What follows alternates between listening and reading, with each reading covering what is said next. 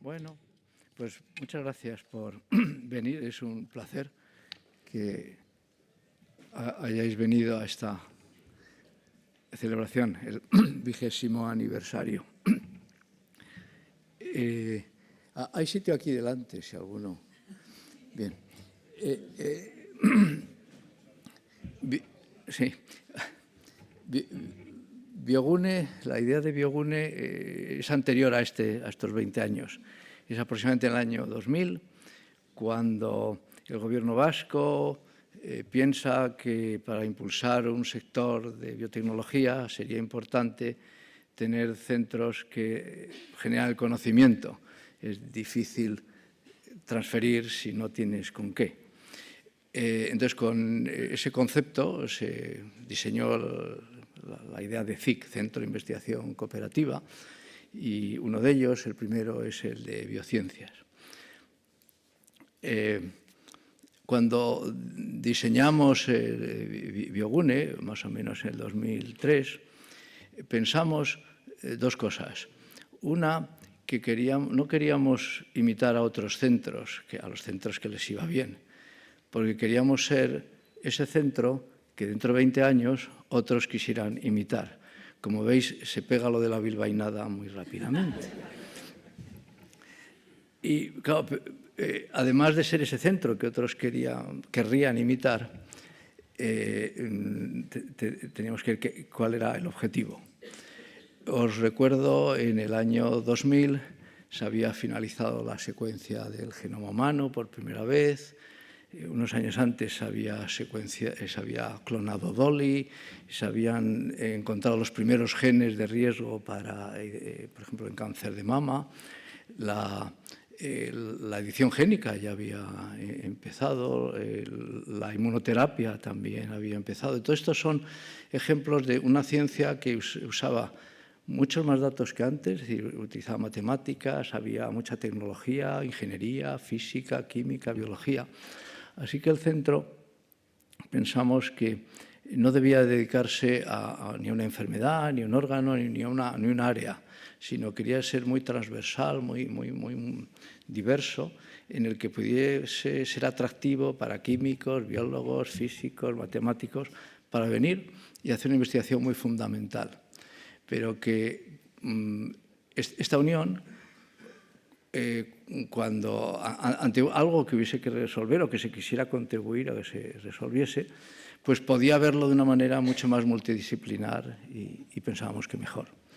Así, con la idea de ser un poco distintos, de ser muy multidisciplinares, se creó Biogune con el apoyo del gobierno vasco, que lo impulsó y nos alimentó, bueno, sigue alimentando.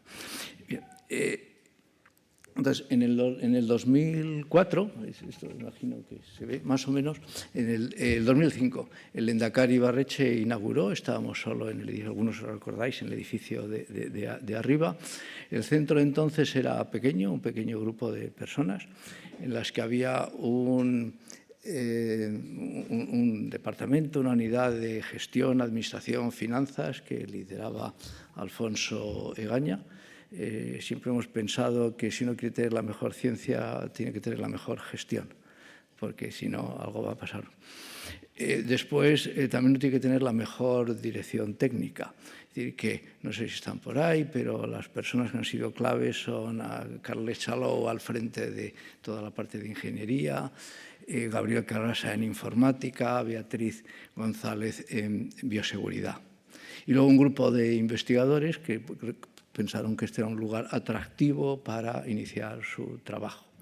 Estos investigadores principales pues empezaron a incorporar según estudiantes de doctorado, postdoctorales, y yo creo que la primera publicación se hizo en 2004, así, los experimentos venían de un poco antes. Ahora más o menos hemos hecho unas 2000 publicaciones en este tiempo. También se empezó a dirigir la primera tesis, que creo que la hizo en el 96, o 96, no, en 2006, 2009. Se han hecho unas 200 tesis doctorales. También para poder hacer nuestra investigación era importante que tener las instalaciones adecuadas. Y eso se pudo llevar a cabo gracias también de nuevo a la generosidad de la Diputación de Vizcaya y del Gobierno vasco. Tuvimos, yo creo, de las primeras instalaciones en análisis de genomas, proteómica, metabolómica, microscopía electrónica y una muy especial que ha sido resonancia magnética nuclear, que ahora mismo pues, fue declarada como instalación científico-técnica singular y con la adquisición de un equipo ahora de 1 gigahercio que se mantiene, era necesario para que se mantenga, se mantiene entre los centros más importantes que hay en Europa en resonancia magnética nuclear. Sus aplicaciones han ido también variando, el centro es dinámico. No hemos descuidado, tratamos de no descuidar otro objetivo, que era que el conocimiento pudiese servir para ser transferido, para crear empresas. Hemos creado en este tiempo 3 empresas, o alguna más, pero creo que de las que todavía existen, tres empresas. Una es la primera, AOL, o WL, que ahora cambia de nombre porque la adquirió otro grupo, es Rubio Metabolomics. Sigue, vende sus productos en Estados Unidos, también en Europa. Después se creó Atlas, que ese fue el primer experimento multidisciplinar, algo que empezaba mirando algo así como estabilidad de proteínas, acabó siendo un tratamiento, o va a ser un tratamiento para una enfermedad muy rara, porfiria. Está aprobado por la FDA, acabó la fase 1 y está en fase 2. Para mí eso me hace mucha ilusión, ¿no?, haber conseguido que algo esté en fase 2 clínica. Esperemos que le vaya bien. Y la última fue Célula, que ahora se llama Adaptam, en inmunoterapia, en cáncer. Así que, bueno, esos son los 3 ejemplos que tenemos de haber llevado conocimiento a algo más práctico. Creo que hemos contribuido, ayudado, colaborado con algunas de estas empresas que se han generado en el País Vasco en los últimos 20 años. Cuando yo vine aquí, pues se estaba trasladando lo que era, yo creo, primero Medplan, luego Progénica y hoy es uno de nuestros invitados, Laureano, y que les ha ido muy bien. Pero también se creó el grupo que ahora se llama Histocell, con Oraibio, Biolan, FAES ha estado siempre con nosotros, el grupo Mondragón también yo creo que pues, se ha iniciado actividades más en health, bueno, que seguro que me como alguna, pero creo que hemos ayudado también o contribuido a esta evolución de la ciencia y la tecnología en el País Vasco. Fuimos acreditados como Centro de Excelencia Severo Ochoa, pero antes de esto yo creo que fue clave que en 2014 se incorporó Jesús Jiménez Barbero a la dirección científica. Y con su liderazgo veis que la curva pega un salto. Más casualmente hoy es el cumpleaños de Jesús. No sé si, porque según dicen, la fecha de nuestro aniversario me la invento yo todos los años, pero es el cumpleaños de Jesús. Bueno, entonces con su liderazgo el centro ha crecido espectacularmente. Se acredita como Severo Ochoa, participamos en la creación de un nuevo grado de medicina con la Universidad de Deusto y se crea el BRTA, el Basque Research Technology Alliance. Somos un miembro activo en esta alianza que yo creo que está siendo útil para coordinar esfuerzos. Y también, bueno, hemos recibido en estos años 3 premios nacionales de investigación, lo cual significa que alguien aprecia lo que hacemos. Pero quizá quisiera también destacar que hace unos años la Asociación Española contra el Cáncer nos acreditó como un centro de investigación. Ellos llamaban de excelencia. La palabra excelencia en castellano se usa con demasiada frecuencia, ¿no? Yo creo que si todos somos excelentes debe haber supraexcelente, algo así. Entonces nos clasificó como un centro de excelencia. Pero es curioso, no somos un centro del cáncer, ni lo vamos a ser. Pero el año pasado no solo nos acreditó, sino en un concurso, competitivo con todos los centros de excelencia, fuimos uno de los ganadores de estos proyectos. La primera vez que se da un centro que ni siquiera tiene la palabra cáncer en su definición. Y yo creo que esto es la magia de Biogune. Saber ilusionar, saber convencer y poder contribuir al cáncer sin saber realmente tanto de cáncer como otros. También muy importante ha sido para mí que en 2024 se cambió la dirección financiera y de capital humano en Biogune y se incorporó Magda Rodríguez. Nosotros preferimos hablar de capital humano porque los recursos humanos, las personas en Biogune no son un recurso, son el capital. El recurso son los tubos de ensayo, el cloro sódico, son el personal. Y gracias al capital humano del centro han pasado, creo que cerca de, ahora somos unos 240 o así, ¿no, Mada? Ahora han pasado otras 400 o 500 personas por el centro. Entonces, es gracias al personal que está ahora, pero también a todos aquellos que siguen desde el principio o que pues, han continuado sus carreras por otros derroteros. Así que 20 años después, bueno, yo no soy objetivo, yo creo que hemos cumplido, al menos en parte, esa misión de ser el centro que otros quieren imitar. Y se está emitiendo por streaming y a lo mejor se está grabando. O sea, lo que digo es verdad, lo que voy a decir ahora. No. Es que ayer, casualmente, yo fue el viernes o sábado, me llegó un mensaje de un ministerio español, no diré cuál, pero no es el de ciencia, que nos pedía, que quería hablar con nosotros para saber cómo lo habíamos hecho. Entonces, es decir, que ahora somos ese centro. Mi contestación, todavía no he hablado con ellos, es que ahora no lo haría así, haríamos un centro distinto, pero que íbamos a cobrar si damos el consejo, ¿no? Yo creo que deberíamos...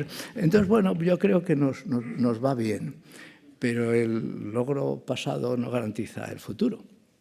Así que yo creo que ya deberíamos acabar de hablar de la historia de Biogune. Y el programa de hoy es primero hacer una sesión que lidera Jesús Jiménez Barbero, que es sobre el estado de la ciencia en España y en el País Vasco. Es decir, cómo hemos llegado hasta aquí.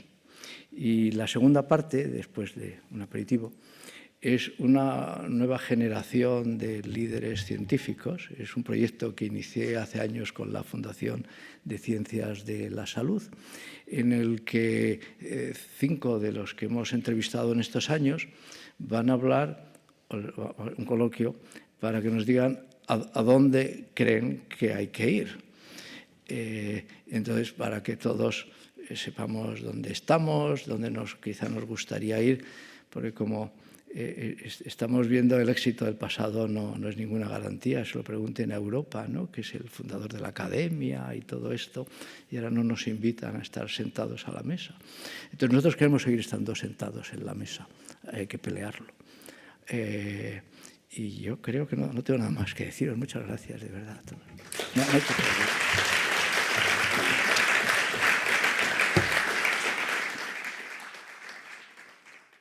El programa no ha sufrido grandes variaciones. No, ¿verdad? No. Sí, no ha sufrido grandes variaciones. Jesús, ¿vamos bien de tiempo? Sí, porque si no se van a ir. Bueno, muchísimas gracias. Sí. Bueno, Egunon guztioi, buenos días, good morning. Estuvimos debatiendo sobre qué idioma utilizar en las sesiones, pero bueno, simplemente pues lo que viene gente de fuera de Euskadi y algunas personas que no dominaban el inglés, al final hemos pensado que iba a ser en castellano, pero por supuesto cualquiera de los speakers, componentes de la mesa redonda pueden hablar en el idioma que prefieran. Es un privilegio estar aquí 20 años después del comienzo de las actividades de Biogune, como ha mencionado José María, y hemos diseñado 2 mesas redondas, unas para ver dónde estamos, cómo hemos llegado hasta aquí a lo largo de estos 20 años y otra esta tarde que moderará el mismo José María sobre el futuro. ¿Qué es lo que tenemos que hacer para seguir avanzando y rompiendo, intentando romper los límites del conocimiento? Lo ha dicho muy bien José María, dónde estaba la ciencia, las ciencias de la vida en ese momento cuando empiezan las actividades de Biogune, además de lo que ha mencionado sobre la secuenciación del genoma, el inicio de las investigaciones en proteoma, los últimos premios Nobel, ¿no? En 2002 se da el premio Nobel a Tanaka, a Fenn y a Wüthrich por estructura de proteínas, tanto por espectrometría de masas como estructura tridimensional, por resonancia magnética nuclear. En 2003, premio Nobel de Medicina por resonancia magnética de imagen a Lauterbur y Mansfield. En 2004, a Chichanover por todo el mecanismo de la ubiquitinación, que seguimos trabajando en ello, y un tema muy candente, ¿no?, para desarrollar nuevos medicamentos. Y empiezan también actividades. Y en este entorno de actividades hemos elegido las personas que van a formar parte de esta mesa redonda y, por supuesto, una de estas personas clave en el desarrollo de Euskadi. Hemos elegido lo que yo creo que son gigantes de la ciencia y el emprendimiento, es Laureano Simón, fundador de Progénica, según José María. José María fue el primer cliente de Progénica, con lo cual, y luego una historia de éxito, ¿no?, luego con la compra de Grifols, pero por supuesto Laureano, doctor en biotecnología y en biomedicina, ha seguido avanzando, desarrollando nuevos fármacos, muchas empresas, éxito en todas partes del mundo, conferencias, premios, reconocimiento, y ahora con Oncomatrix también, y no solo con Oncomatrix. Por favor, Laureano, si quieres pasar. No solamente desde el punto de vista de Euskadi, Laureano dará la perspectiva, su perspectiva, de cómo desde la ciencia se pasa al emprendimiento y a la transferencia a la sociedad, pero también tenemos científicos de renombre. Tenemos a Nazario Martín, viene en representación de la Academia de Ciencias Exactas, Físicas y Naturales de España, pero además es un científico de primer nivel, Advanced Grant, Synergy Grant, ha sido presidente de la Sociedad Española de Química, también de la Confederación de Sociedades Científicas de España, de la COSCE, premio Jaume I, Premio Nacional de Investigación Enrique Moles, premio... el último, Nazario, se me olvidan. Se me olvidan, hay tantos premios que... Pues bueno, además cofundador y vicedirector de Indea Nanociencia, uno de los centros también Severo Ochoa, de excelencia en el campus de la Autónoma de Madrid. Nazario, por favor. Una de las personas más reconocidas en el ámbito internacional, pero también en Euskadi, por supuesto, tenemos a Fernando Cosío, catedrático de Química Orgánica. También Nazario es catedrático de Química Orgánica en la Complutense, Fernando en la Universidad del País Vasco, también científico de enorme prestigio, también IRC, Advanced Grant, también medalla de oro de la Asociación Española de Química, premio Euskadi y director científico de Ikerbasque, con lo cual los años que ya llevamos con Ikerbasque, si no me equivoco, 18 o 17, en este momento también puede dar la perspectiva. También pensamos un modelo de éxito que nos apoya continuamente, sobre todo a incorporar talento a Biogune y a otros centros de investigación de Euskadi. Y bueno, pues Fernando nos va a dar su visión, por favor. Fernando. Y por último, pero no menos importante, también otro gigante de la ciencia que viene de Santiago de Compostela, Carlos Diéguez, ahora presidente del panel de biomedicina de la Agencia Estatal de Investigación, durante muchos años Highly Cited Scientist, numerosos premios a escala estatal, local, internacional, también director del CIMUS durante muchos años y un gran amigo. Carlos repite, porque ha estado también en alguno de nuestros aniversarios ilustrándonos sobre su ciencia y hoy nos va a dar su visión sobre la ciencia. Entonces, muchísimas gracias a los cuatro. Y si os parece, vamos a hacer una primera ronda donde cada uno va a dar su visión sobre dónde estamos y por qué estamos aquí desde las distintas perspectivas. Luego hará una segunda ronda cada uno de ellos y finalmente un espacio para preguntas, comentarios, para que nos den su visión. Entonces, por ejemplo, Nazario, desde la perspectiva de la academia, él está en la Comisión de Ciencia de la academia, ¿cómo ves el presente y cómo hemos llegado hasta este momento y qué se espera de la ciencia. ¿Se me oye? Bueno, pues en primer lugar, un placer, un honor estar hoy aquí en esta celebración del 20 aniversario de un instituto, de un flagship dentro del panorama nacional, como es Biogune. Yo tengo que decir que, como bien ha dicho Jesús, en la ciencia llevamos distintos gorros y hoy me toca venir con el gorro de la Real Academia de Ciencias, en sustitución de la presidenta, la primera mujer que preside la Real Academia de Ciencias, la profesora Ana Crespo, que por razones digamos, de asuntos personales, de la salud de su esposo, que está muy deteriorada, pues finalmente no ha podido venir. Por tanto, lo que yo voy a hacer es no dar la opinión de Nazario Martín, que saldrá seguramente en la segunda parte, pero sí voy a leer, aunque será unos 5 minutos, el resumen que la Real Academia de Ciencias presentó el pasado 27 de noviembre sobre el estado actual de la ciencia en España, solamente el resumen. Pero tengo que decir también que en lo personal, pues digamos que lo que me avala pues puede ser el haber sido presidente de COSCE durante el periodo 2015-2019. Actualmente soy miembro también del Comité Científico-Técnico de la Agencia Estatal de Investigación y por ahí tenemos que discutir también muchas cosas relacionadas con la ciencia en España. Y la razón de que estoy aquí es que desde el origen en la Academia pues he participado en la elaboración del estado de la ciencia en España dentro de la Real Academia. Entonces, dicho esto, pues lo que sí voy a leer es este resumen que decía de retos y oportunidades de la ciencia española en una sociedad globalizada. A pesar del incremento alentador de inversión en ciencia aprobado por el Gobierno en 2024 mediante su Plan Estatal de Investigación Científica, Técnica e Innovación para el 24-27, España sigue por debajo de la media de la Unión Europea en inversión en ciencia.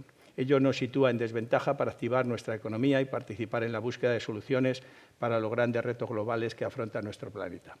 En la presente declaración, esta que hicimos en noviembre, finales de noviembre, señalamos 2 aspectos subsanables cuya solución impulsaría la rentabilidad de los recursos existentes para la práctica de la ciencia en España. Una adecuación de la ley de mecenazgo para favorecer las aportaciones a la ciencia. Esto puede llamar la atención, pero es que los miles de millones anuales que se mueven en el mecenazgo es para tener en cuenta. Y en segundo lugar, la reducción de la carga burocrática que lastra la solicitud, ejecución y evaluación de proyectos científicos, que es una constante. También destacamos una vez más la importancia que va a tener la aplicación de la inteligencia artificial a nuestro sistema productivo y al quehacer cotidiano. Esta aplicación, que deberá acompañar al desarrollo económico de nuestro país, comporta desafíos entre los que hemos destacado 2. Su coste energético y la necesidad de adecuación de las políticas públicas al manejo de bases de datos. España debe invertir en innovaciones que faciliten la digitalización de modo ético, eficiente, sostenible y seguro. Subrayamos una nueva oportunidad de España para afrontar el cambio climático y la transición energética, la investigación necesaria para la explotación sostenible de recursos submarinos, de modo aceptable para el medio ambiente. Ello puede abordarse especialmente mediante desarrollos tecnológicos para la predicción y monitorización de los potenciales impactos medioambientales generados por las futuras actividades de exploración y explotación de los recursos minerales de los fondos marinos profundos en aguas internacionales. Ello requerirá mayores inversiones en investigaciones sobre los fondos oceánicos, así como actualización de las normas legislativas que regulan las explotaciones.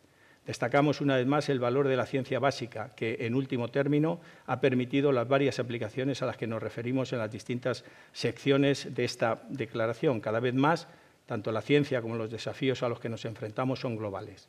Es imprescindible una coordinación internacional como la que la Real Academia trata de fortalecer con otras academias y organizaciones científicas.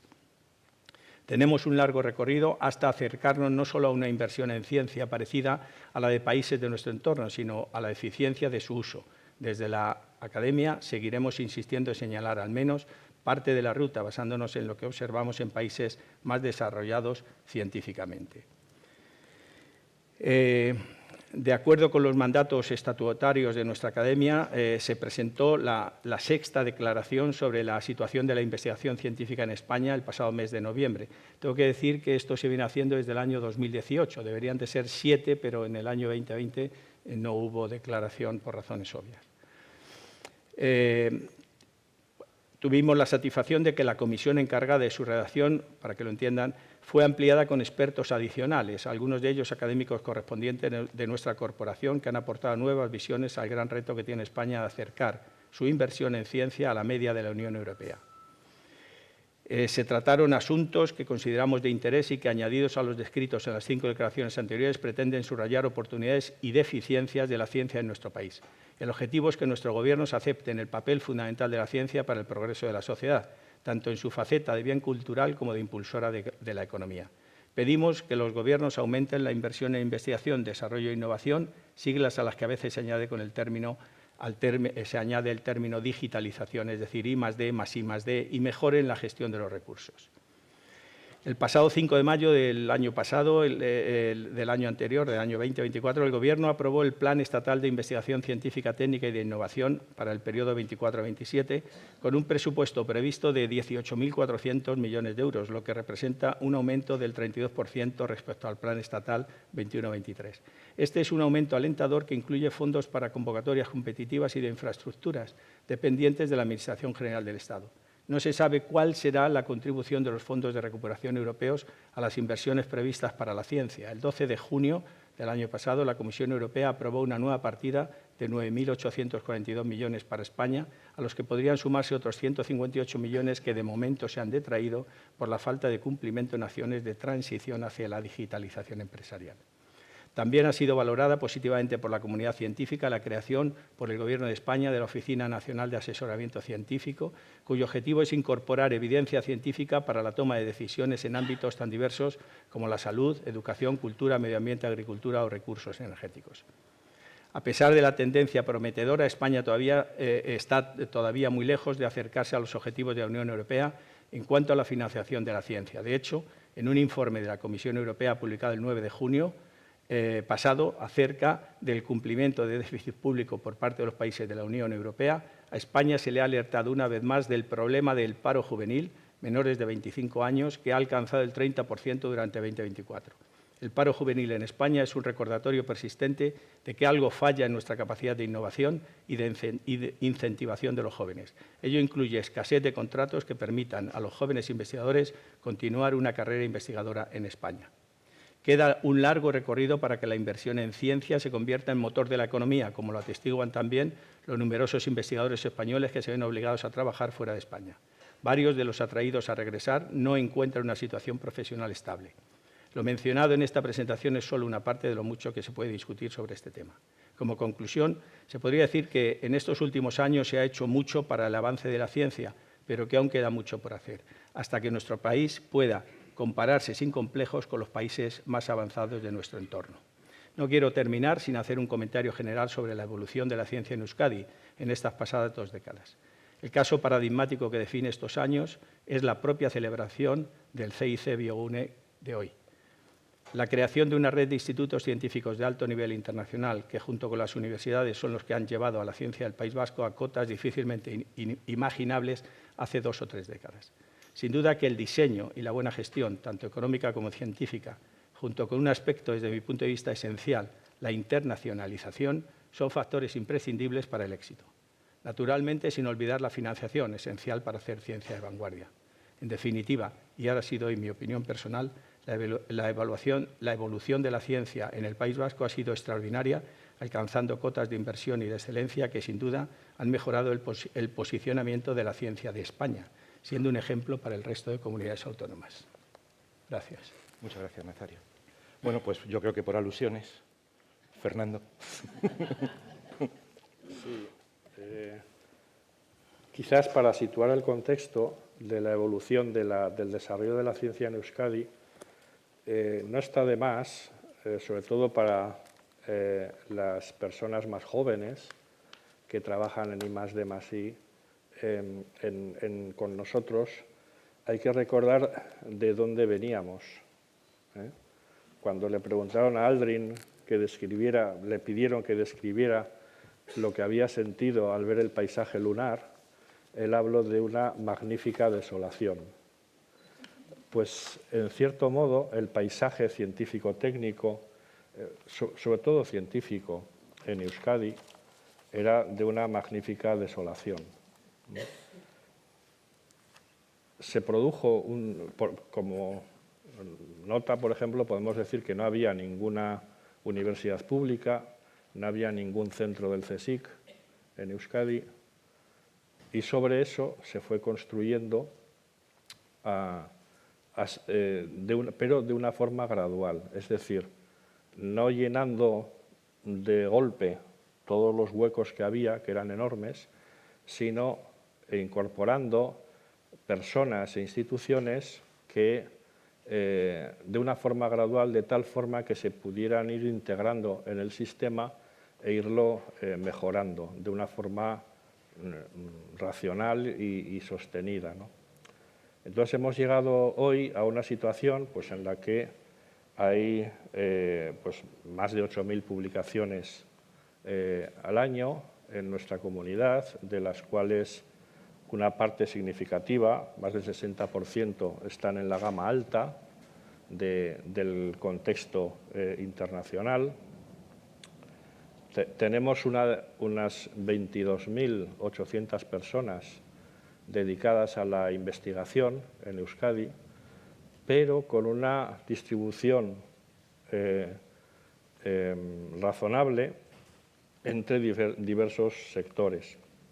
Por ejemplo, casi la mitad, el 49% de las personas que en Euskadi trabajan en I+D+I, pertenecen a unidades de investigación empresariales. Las personas que trabajan en las universidades en materia de I+D apenas llegan al 25%, son el 23%.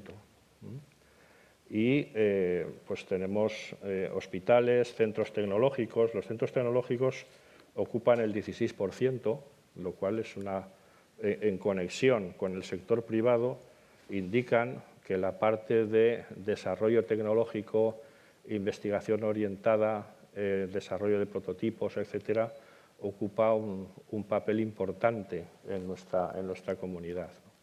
Y si nos vamos a la élite investigadora, tenemos los CICs y los BERCs, los Centros Vascos de Excelencia, que son los BERCs, que ocupan un 4% de la población investigadora de Euskadi, y los CICs, que ocupan un 3%. Entonces, estos porcentajes, cuantitativamente menores, marcan la producción investigadora en Euskadi en la gama alta y superalta. Es decir, tenemos pocas personas relativamente, pero produciendo un tipo de investigación que es medible con parámetros bibliométricos, etcétera, ¿no?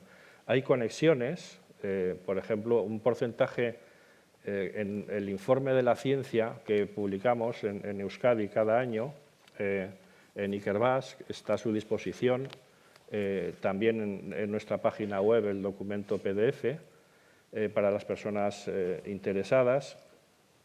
Pues aquí se observan muchas peculiaridades, ¿no? Una de ellas, que la producción investigadora se produce casi en un 50% en colaboración con centros y con investigadores internacionales, pero la mayoría lideradas desde unidades, desde grupos de investigación que están trabajando con nosotros, lo cual tenemos una buena integración entre la internacionalización y el liderado, una componente razonable.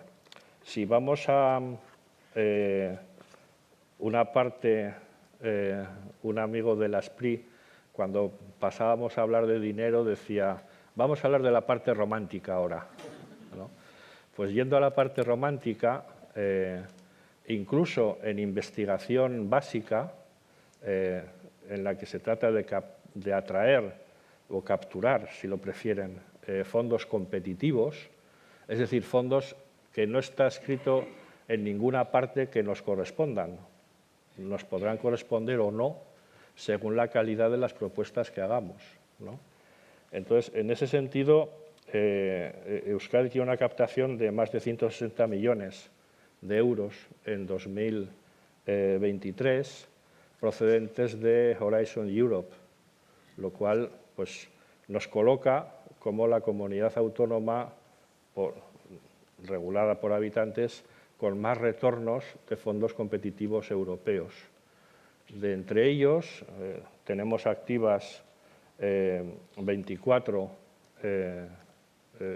becas o proyectos ERC Grants, diferentes ERC Grants, de las cuales, y ahora paso un poquito a hablar de Ikerbasque, de estas 24, 23 las detentan investigadores, investigadoras Ikerbasque, ¿de acuerdo?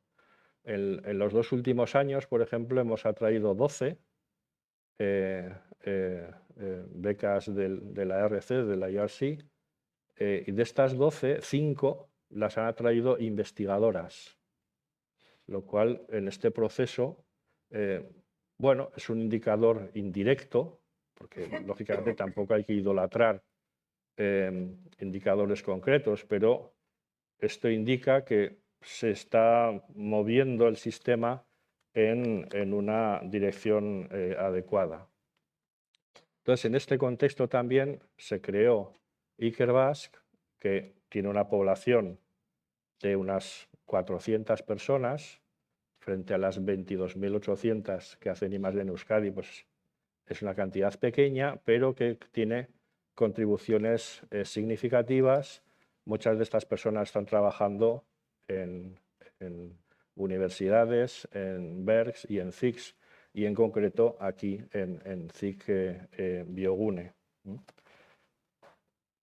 También se observa que la especialización que se ha venido produciendo en Euskadi es coherente con las prioridades estratégicas de Euskadi en materia de I+D, es decir, aquellas áreas en las que ya había un desarrollo importante en ciencias de materiales, ciencias experimentales, ciencias en las que somos un laboratorio natural, como neuropsicolingüística, etcétera, pues en estas áreas se ha producido un desarrollo bastante importante y se han, digamos, concentrado muchos recursos y también muchos resultados. Lógicamente no podemos ser como Mary Poppins, que era cuando sacabas la cinta métrica, decía Mary Poppins, prácticamente perfecta en todo.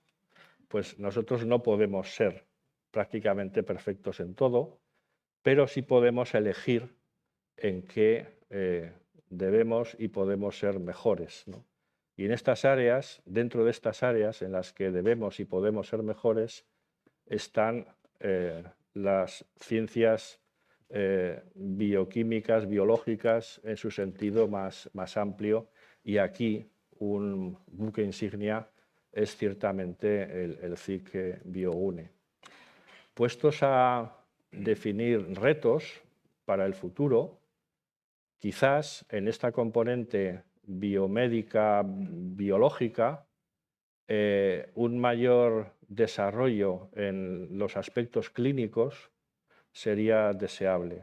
Si comparamos nuestros indicadores con otros lugares, pues ciertamente aquí tenemos mucho margen de mejora en la componente clínica.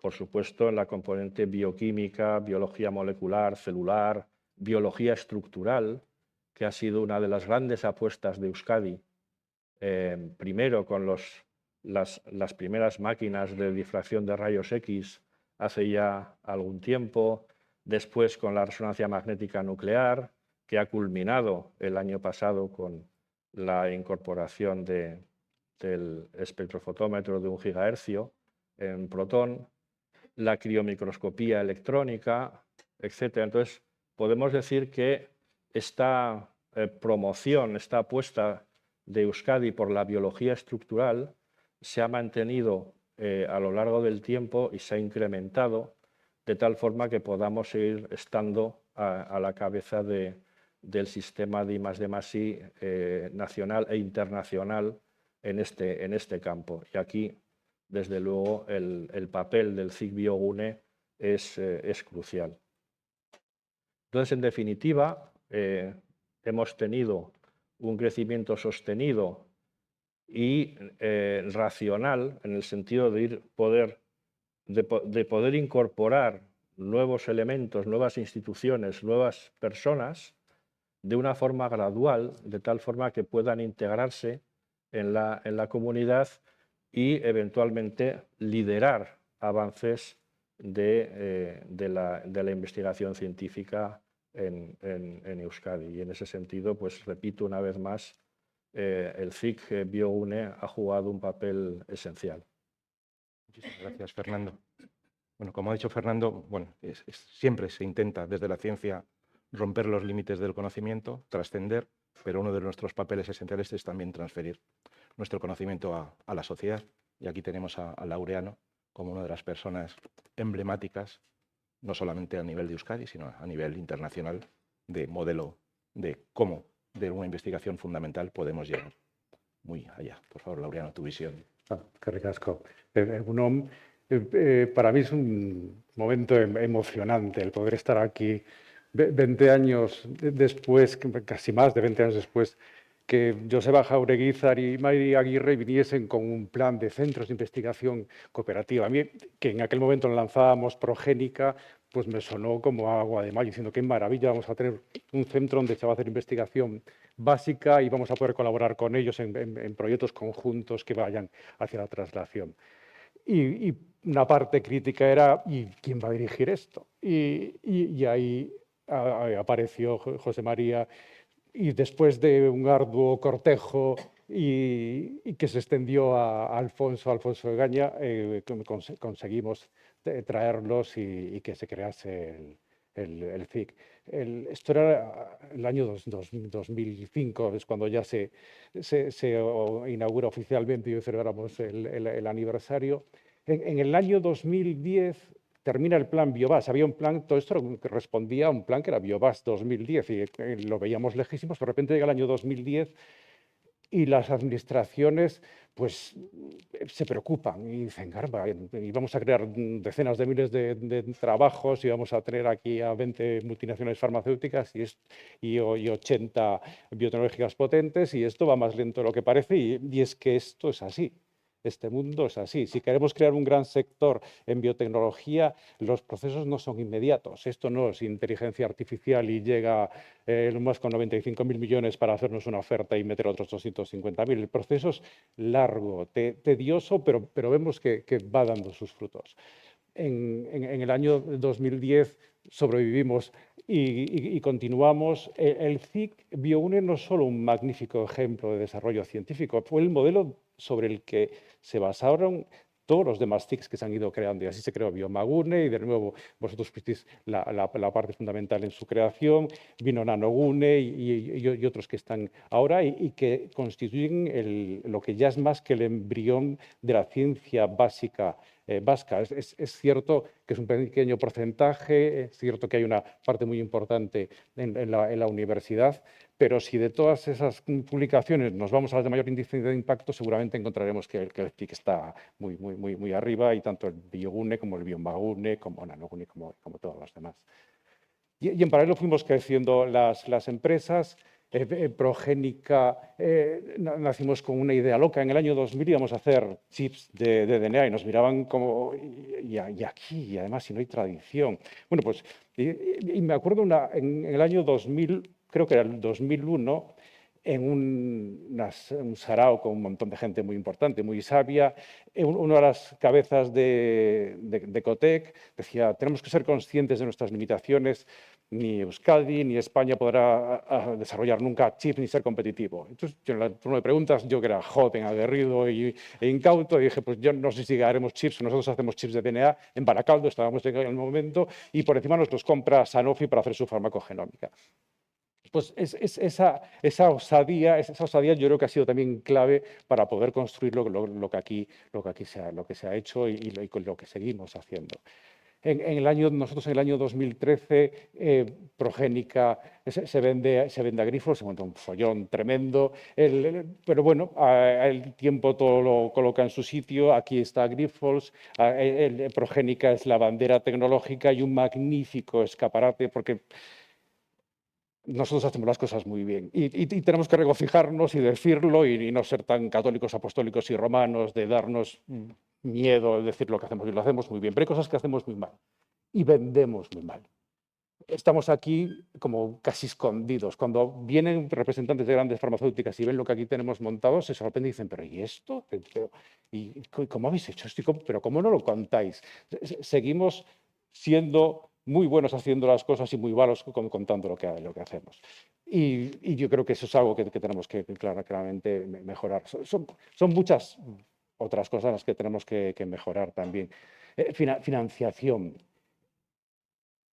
Yo creo que en la creación de las empresas del sector, Euskadi y en particular Vizcaya es uno de los mejores sitios del mundo. Yo en mis 25 años de bioemprendedor he tenido la oportunidad de montar empresas aquí, en Galicia, en Boston, en Dubái, en México. El ecosistema emprendedor vasco no tiene nada que envidiar a ninguno de estos sitios, a ninguno. Hay un aparato con la Diputación al frente, Izaskun Arteche, que aquí también está aquí acompañándonos, fue una pieza clave. En el año 2000 yo iba con mi plan de negocio, no sabía ni lo que era un plan de negocio, pero venía con mis ideas ahí, lo que voy a hacer, y decía, pues esto nos gusta, ¿cómo te podemos ayudar? Veas las bioincubadoras que se han ido creando. Si un científico quiere crear una empresa, este es un entorno ideal. Y se acompaña con financiación desde Seed Capital, Capital Riesgo vizcaíno, Capital Riesgo del País Vasco. Digamos que ese entramado está, si no optimizado, sí funciona muy bien. El problema es cuando las empresas llegan a un punto de consolidación y requieren unas inversiones ya mayores. ¿Queremos un sector basado en microempresas o queremos un sector en el que haya campeones? Y eso ahora nos hartamos de oír a los políticos europeos que no han sido precisamente los mejores ayudando al sector, diciendo que necesitamos campeones europeos. Pues bien, pues busquemos campeones europeos aquí. Y para eso hace falta una financiación diferente a la de la creación de las empresas. Capital riesgo privado no existe. No es que haya poco, haya más, no hay. Lo que tenemos es un grupo de family offices, grandes empresarios vascos que emprendedores por naturaleza nos ven a los que estamos en este sector, les gusta y apoyan, pero son magníficos y una pieza clave en ese proceso de creación, pero no en el proceso de consolidación. Necesitamos capital riesgo vasco. Y si el capital riesgo vasco tiene que estar acompañado por el sector público, una vez más, ya siento siempre que llego a un despacho a reunirme con algún político, lo primero que dices es que me vienes a pedir ahora. Pues tengo que aprovechar la oportunidad y seguir pidiendo. Necesitamos esa herramienta de financiación. Y necesitamos también abrir la cabeza a las biotecnológicas, a otras estructuras como la bolsa, el nuevo mercado, ahora se llama BME Growth. Es una herramienta magnífica de financiación en la que yo creo que no hay ninguna empresa biotecnológica vasca y yo creo que si nos vamos a otros sectores, tampoco. Bueno, sí, está Arteche, pero necesitamos el abrir también desde nuestro lado nuestra cabeza y buscar otras vías alternativas de financiación que vayan más allá de las clásicas. Tenemos una oportunidad con los fondos Next Generation. Todo el mundo ha hablado de los fondos Next Generation, parece que es un concepto abstracto, pero bueno, han alimentado tanto la investigación básica y académica durante los últimos años y también han alimentado, no ha sido espectacular, pero también la investigación en ese mundo de unidades de I+D empresariales que comentaba Fernando. y que es muy, muy, muy activo. Nosotros invertimos entre el 25 y el 27, 25 millones acabamos de levantar ahora, que juntamos con otros 25 que tenemos de contratos que hemos conseguido. Hemos invertido 50 millones en el desarrollo clínico de los fármacos que Oncomatrix y Quimatrix han desarrollado.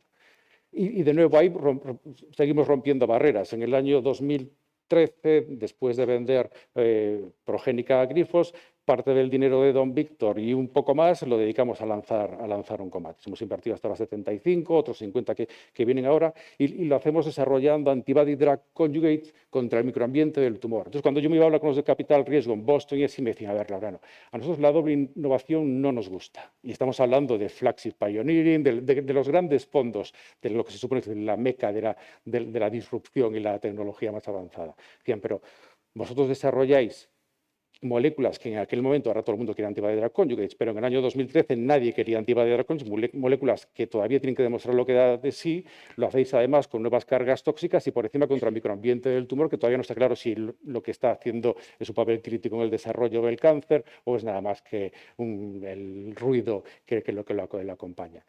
Bueno, ahí está nuestro ADC con ensayos clínicos durante ya 2 años en Europa y en Estados Unidos. Se presentan ahora en ASCO y en ACR. Tenemos ya una comunicación oral. Los resultados son emocionantes, siempre mejorables, pero emocionantes. Empieza ya la fase 2 en Europa de nuevo y en Estados Unidos. Páncreas, colon cáncer. Es decir, esos retos, esas aproximaciones arriesgadas son necesarias. No somos el centro del mundo. Si queremos replicar lo que se hace en Boston, lo que se hace en Singapur, lo que se hace en Shanghái, ojo con los chinos, las posibilidades de éxito son mínimas. Nuestros recursos van a ser siempre mucho menores. En Shanghái hace 3 años nosotros tenemos 2 licencias a 2 empresas chinas, son contratos de 300 millones. Es decir, nosotros somos una biotech. Las biotech pedimos dinero, sí, pero también ganamos dinero.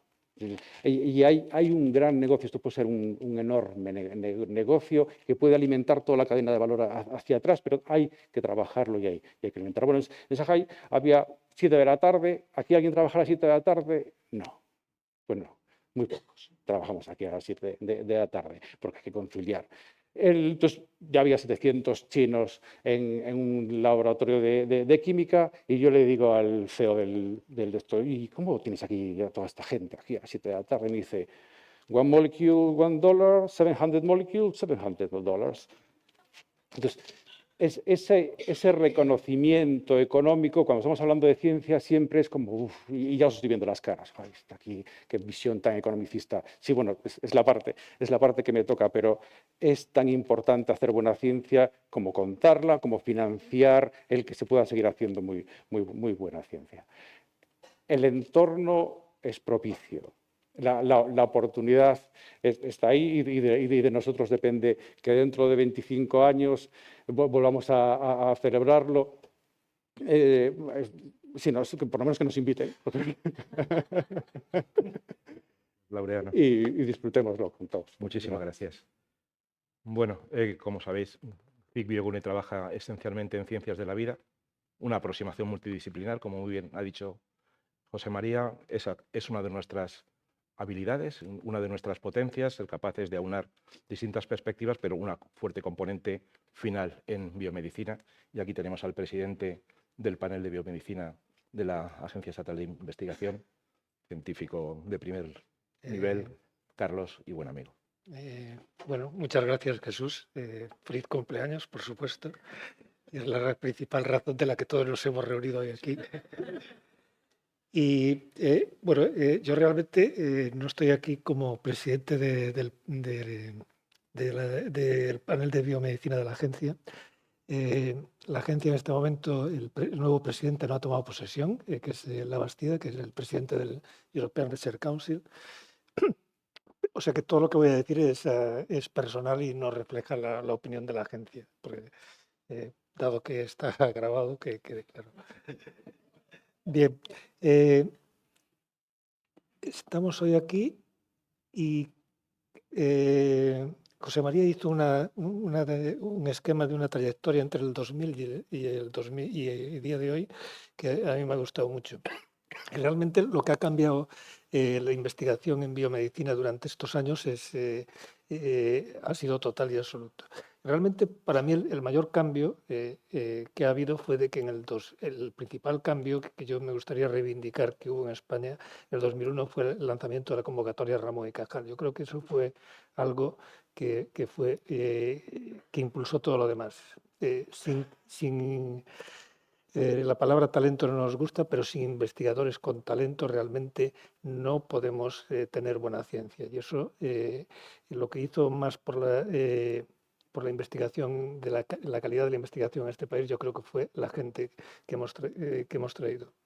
Y eso vino complementado en el caso de biomedicina con el programa Miguel Servet, que apareció un año antes y que está dedicado a hospitales, como sabéis. Y eso, si miramos en muchos de los centros de referencia de nuestro país, prácticamente todos los IPs vienen de los programas Ramón y Cajal o en el caso de los institutos de investigación sanitaria de los Miguel Servet.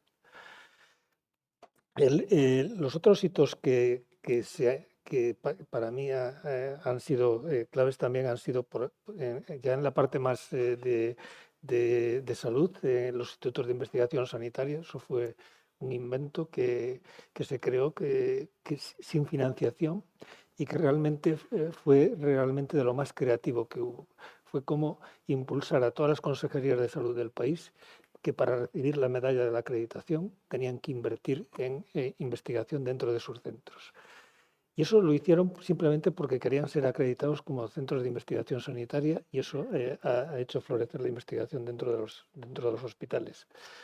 Y esto vino acompañado de la estructura CIBER, que era la otra pata pendiente, que era ligar investigación básica e investigación más clínica, que yo creo que todavía necesita dársele una vuelta y tratar de lograr un mejor ensamblaje, porque yo creo que realmente es una opinión personal, pero creo que tenemos mucho que andar. Y en paralelo a todo eso vino quizá lo más relevante, que es crear centros de referencia como Biogune, como IRB, como CRG, como CENIO, etc. Y eso realmente ha hecho que por primera vez hubiéramos podido aparecer entre los top X centros de referencia internacionales en cualquier ámbito. Y que era algo de centros ganadores que no teníamos y que por lo menos a nivel europeo ya todo el mundo nos conoce. Y eso es a lo que nos ha llevado a nivel europeo, y aquí estoy tratando de vendernos un poco mejor de lo que normalmente lo hacemos, en que hayamos conseguido un retorno de más de 3.000 y pico millones, que antes mencionaba Nazario, en Horizonte Europa, y que nos sitúa en el tercer país con más retorno, que teniendo en cuenta de dónde veníamos, a dónde estamos ahora, es algo importante.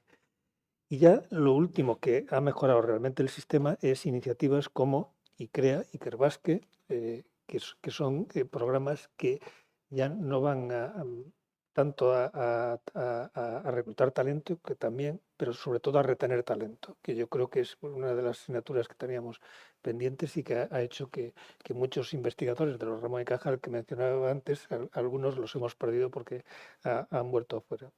O sea que realmente lo que ha cambiado ha sido todo el landscape, digamos, que alrededor de la estructura de investigación estos 20 años. Y por último, quería resaltar, ha aparecido otra serie de actores que son muy importantes, que es la colaboración público-privada, que no voy a entrar, con empresas biotech como y toda la estructura que estaba mencionando Laureano. Y después otra que se mencionó muy de pasada, que es el mecenazgo, que es cierto que el mecenazgo en España es algo que necesita ser remirado y recolocado, pero han aparecido fundaciones importantes. Y fundaciones como la Asociación Española contra el Cáncer, que realmente está haciendo una labor de inversión muy potente en ese área, o fundaciones como la Fundación Renal, que estáis aquí, y otras microfundaciones que están ayudando a rellenar ese entorno que decíamos antes. ¿Eso quiere decir de que está todo hecho? Pues no. Tenemos un problema grave, que es la inversión. Y la inversión del 1,2%, eso es una frontera que tenemos que que subir, pero ya, y tenemos que llevarla a niveles mucho más altos. Y eso está condicionando además que la renta, que somos muy buenos atrayendo talento, pero no somos suficientemente buenos dándole el dinero que necesitan y en el momento que lo necesitan. Por ejemplo, y esto es más para la discusión, pero nosotros una de las reivindicaciones que hacemos, que llevamos haciendo desde el panel, es que a todos los cajales, en el momento que aterricen, se le dé ya directamente el proyecto de investigación financiado.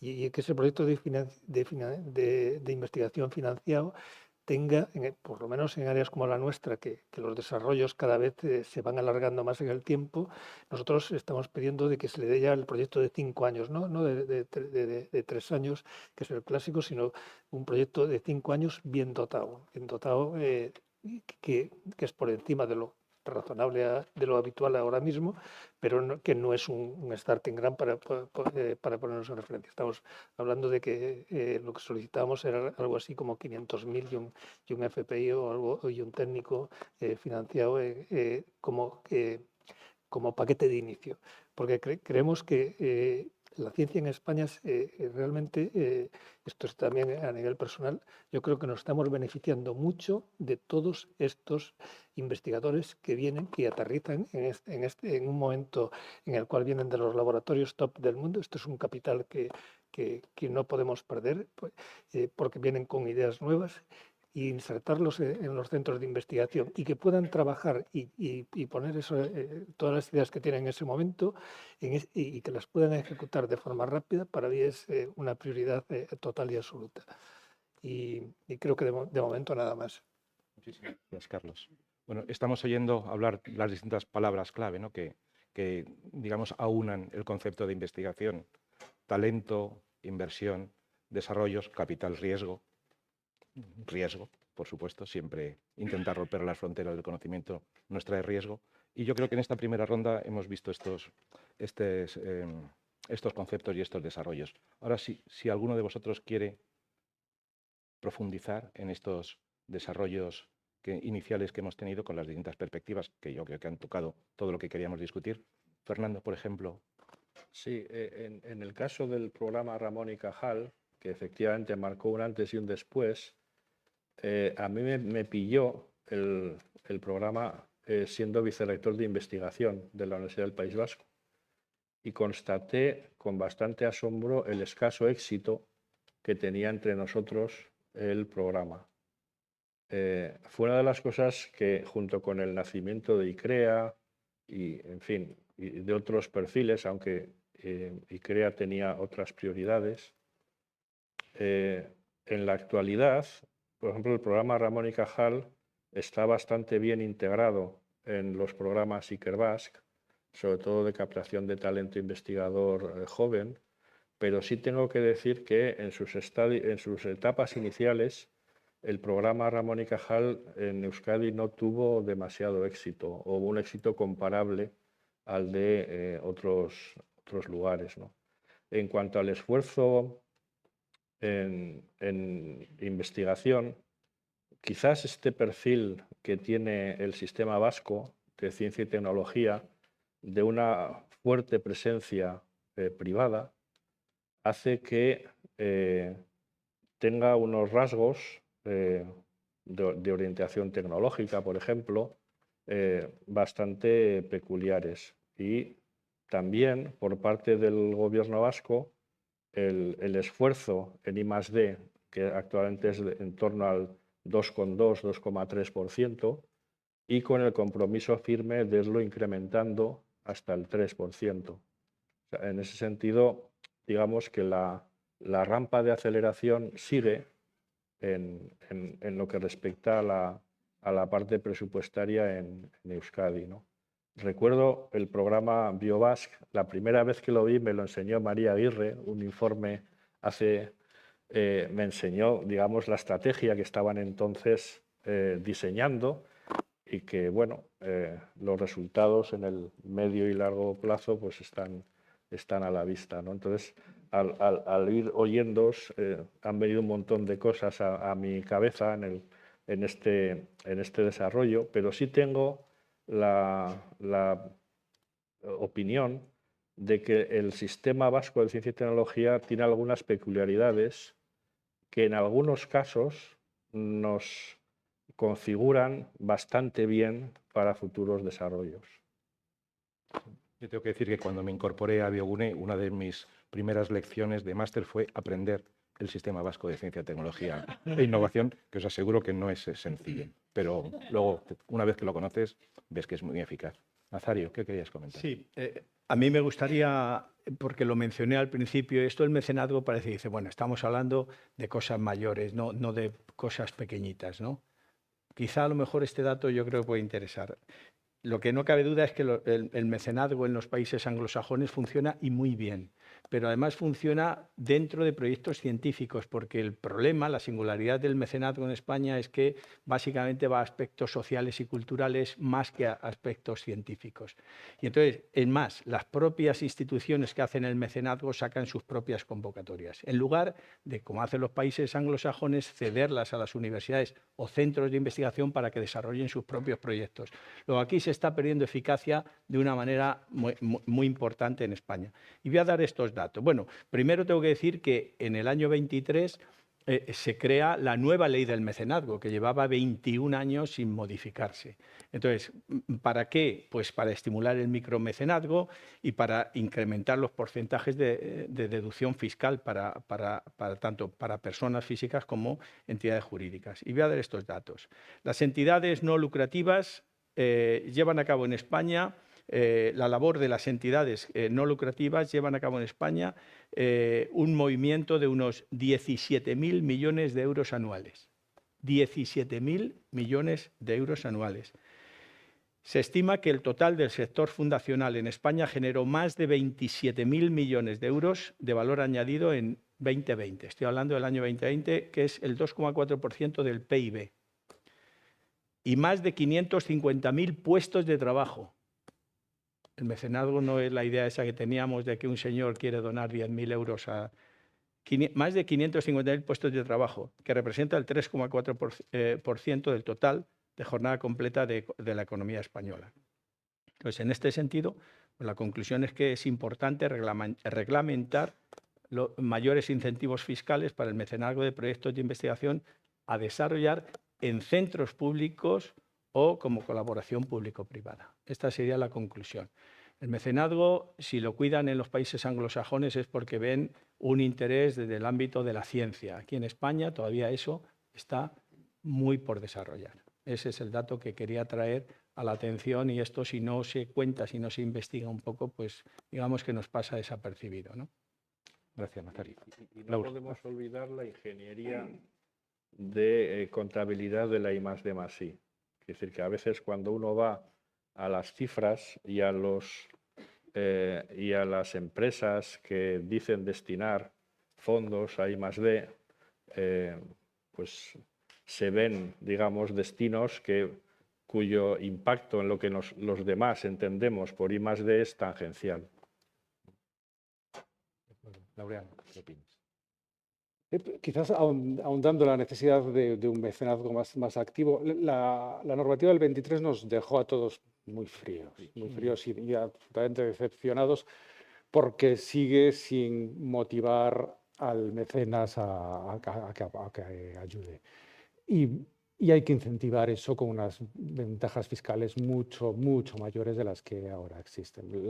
Apenas cambiaron las deducciones fiscales a lo que había antes y sigue siendo totalmente insuficiente de cara a motivar. Hay un mecenas que le motiva el bien de la sociedad, pero incluso a ese mecenas el que haya un acompañamiento fiscal pues posiblemente multiplique su motivación y es necesario. Pues yo demandaría una nueva ley de mecenazgo con un componente fiscal mucho más intenso.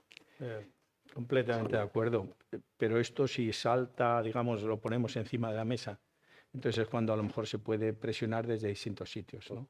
Pero es necesario darse cuenta de que aquí hay una fuente de financiación para la ciencia que no está funcionando, Y respecto al talento, yo creo que la labor de Ikerbasque ha sido magnífica. Yo creo que es un antes y después en poder atraer talento, no solo recuperar talento que está fuera, sino atraer talento que no ha salido de aquí. Y ahí sigue siendo un tremendo problema el contratar un extracomunitario. Extraernos a alguien que no sea de la Comunidad Europea es un dolor de cabeza, y perdemos una capacidad de atracción de talento que nos enriquezca como país que es absolutamente necesaria. Y me iría hacia atrás, hacia no la atracción y la retención, sino la creación del talento. Tenemos un problema de vocaciones. Y el problema de vocaciones en ciencia existe en el mundo académico, existe en el mundo científico, en el mundo empresarial. Los jóvenes no están considerando las carreras de biociencias como algo atractivo dentro de esa inmediatez de estas nuevas generaciones. Una carrera científica en la que haces una tesis doctoral con unas condiciones económicas lamentables, y por lo menos, bueno, yo tenía una beca cuando estaba en el CSIC, ahora por lo menos tienen seguridad social, pero después un postdoc, se tienen que ir, lo que en nuestra generación veíamos como algo muy atractivo, ahora no es así. El mundo ha cambiado. Y necesitamos fomentar esa trayectoria. ¿Alguien sabe que ese edificio, que es una pirámide negra que hay ahí en el parque, en el medio? Algo francés. ¿Esto qué será? Pues yo un día pregunto, ¿y esto qué es? Esto es un museo. Entonces, es un museo que yo creo que no está ni abierto. Estamos obligados, las empresas, las instituciones, el mundo académico, a ir a los colegios y traerlos aquí, que vean lo que hacemos, ilusionarles, generar esa motivación, esas nuevas generaciones que nos enriquezcan, porque ahí tenemos un verdadero problema. Bueno, en ese sentido, quizá Jesús, CIC Biogune, ¿qué hace en este sentido para atraer gente de colegios y tenemos actividades. Jana está ahí, muy modestamente, pero tenemos actividades, yo diría, continuas de atracción de jóvenes, ir nosotros a los colegios a contar lo que hacemos y que vengan también a vernos a distintas edades, y con participación directa de los estudiantes en actividades, por ejemplo, ciencia con arte, que aprendan lo que se hace, que diseñen de acuerdo con nuestros investigadores. Bueno, eso en el CENIO últimamente no sé si ha casado bien. Ya, pero sí, sin aportación económica, digamos. Ciencia con arte, pero desde un punto de vista sin entrar en esos detalles. Fernando. Yo quisiera resaltar respecto de la atracción de investigadores. Nosotros siempre decimos reclutar, retener, repatriar. El hecho de que las figuras de Ikerbasque no se basen en figuras funcionariales nos da una flexibilidad a la hora de atracción de investigadores, vamos a decir, extranjeros. En ese sentido, el personal de Ikerbasque agiliza todos los procesos, va periódicamente a las instancias pertinentes en Madrid para todos los procesos de homologación, etcétera, de títulos, pero siempre desde la flexibilidad y la confianza, de tal forma que el origen extracomunitario o no de una persona no es un obstáculo a la hora de incorporarla a nuestro sistema. Carlos, ¿querías? Sí, yo lo que ha mencionado Laureano sobre los jóvenes y su percepción de la ciencia, yo creo que es volver a una conversación que tuvimos hoy en el desayuno y que realmente todos teníamos la misma opinión. Y es un tema muy importante porque nos coge en el momento de que hay necesidad de un recambio generacional prácticamente en todas las instituciones a todos los niveles. Y sí es cierto de que cada vez es más complicado lo que tú decías, y esto es algo en lo cual incluso Patrick decía de que han hecho algún estudio y que decía corrígeme si me equivoco, de que en aquellos centros mejores el porcentaje de gente que leía la tesis y que quería seguir en carrera académica era inversamente proporcional al nivel del centro.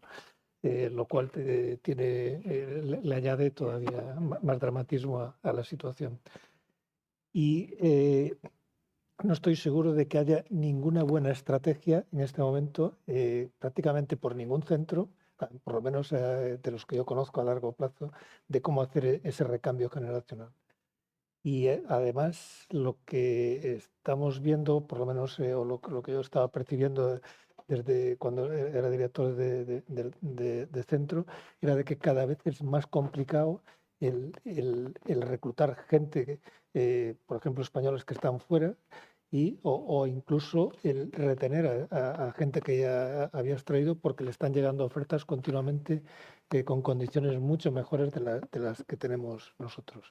Y ya cuando hablamos de gente que acaba de sacar un RC, que reciben llamadas de todos los centros de Europa, pues ahí estás en desventaja a menos de que coincida de que su pareja pues es natural de tu entorno y que entonces tengas ahí una carta muy poderosa que poder jugar. O sea, que yo creo que es un tema que va a afectar al desarrollo de los centros y no sé si vosotros tenéis alguna estrategia un poco más sofisticada. O sea, sí tenemos una estrategia, tenemos un plan de renovación, pero claro, aquí Ikerbasque es absolutamente esencial, pero claro, contamos con el apoyo, el ecosistema, ¿no?, de Euskadi, de la red vasca y el apoyo fundamental de Ikerbasque, pero sí tenemos diseñado un plan de renovación, manteniendo el talento que tenemos de las personas senior, pero ir incorporando paulatinamente, y lo estamos haciendo de una manera, digamos, poco a poco, sin, como ha dicho Fernando, como se hizo al principio, se hizo el entramado de la ciencia en Euskadi, un poco también a nivel de Bigune, lo estamos haciendo incorporando paulatinamente gente joven de talento en que le vamos dando confianza para acceder.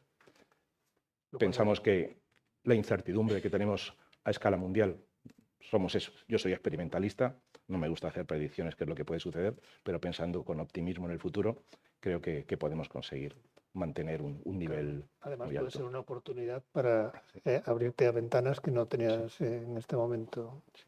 Entonces yo soy moderadamente optimista al respecto. Esperemos que no haya que llegar a un nuevo parámetro de medir la calidad de un centro diciendo, fíjate, si mi centro es bueno, que el año pasado no se fue nadie de postdoc. Sí. Bueno, vamos a abrir, si os parece, ahora un turno de preguntas y comentarios con nuestros participantes, y el debate está abierto. Miro a Asier, Albisu, si quieres decir algo, porque es PEC. Sí. Decía que como soy el que más pregunta a las cuentas del CIC, posiblemente por eso me da a mí la palabra. Yo quería decir, me toca presidir el clúster de la industria de salud. Llevo ya 2 años en ese cargo y estoy muy de acuerdo con lo que comentaba Laureano, ¿no? Yo creo que la parte privada, ¿no?, del mundo de la ciencia y en nuestro caso el mundo de la salud, yo creo que aporta un valor fundamental, ¿no? Somos casi la mitad de la actividad investigadora la hacemos en el mundo de la industria, y yo creo que es algo que hay que considerar, ¿no? En esa pelea o en esa ambición que tenemos, estamos con el CIC Biogune intentando abrir camino. Es un camino complicado, pero creemos que la colaboración público-privada o la colaboración entre las empresas privadas y los centros de investigación, universidades y los TIC en este caso, yo creo que es fundamental, ¿no? Y el camino que se ha recorrido, los últimos, pues desde que María puso en marcha el programa que se ha comentado ya, yo creo que se ha cambiado muchísimo, ¿no? En el clúster éramos 15 socios hace muy poquito, somos ya más de 130 socios en el clúster. Yo creo que el ecosistema que se ha creado en torno de la industria de la salud es un ecosistema muy, muy, muy importante, y yo creo que el ser capaces de convivir, de colaborar, de generar caminos a futuro es fundamental, ¿no?, para poder seguir creciendo en este ámbito, ¿no?, donde, como digo, la empresa privada pues tiene que jugar un papel fundamental, ¿no? Y igual, si te parece, mi predecesor en el cargo también podría igual apuntar. Me parece muy bien. De hecho. Asier Albisu, el fundador y director de Biolar, y ahora es el clúster, y unas personas que están en nuestra junta de gobierno. Le agradecemos siempre que es crítico, pero luego es nos apoya. Y ahora es Miquel, es tu turno. Esto funciona solo. Sí. Preséntate, Miquel, Sí. preséntate primero. Sí. Bueno, yo soy Miquel Álvarez y bueno, he estado ligado al mundo sanitario, soy médico, y también a un poco la generación de empresas dentro del Grupo Mondragón, y sigo haciendo alguna cosita. Primero felicitaros, ha sido muy interesante. Yo conocía el informe, es un magnífico informe, Fernando, el de Iker Vázquez, de verdad. Nos pone un poco en nuestro sitio y bueno, yo quería, no voy a hacer una pregunta porque hay tantas cosas que comentar. Sí que quiero por llevar algo concreto, quiero llevar algo que igual cualquiera de los ponentes puede dar una idea, ¿no? Y es, en el último programa del Partido Laborista Británico, que ganó las elecciones, creo que fue en junio del año pasado, bueno, por ahí, entró a mediados de año. Uno de los puntos que tiene el programa es la construcción de una Biblioteca Nacional de Datos Médicos. Un proyecto que a mí personalmente y a José María, que ahí compartimos amistad y preocupaciones, pues nos parece terriblemente importante, ¿no?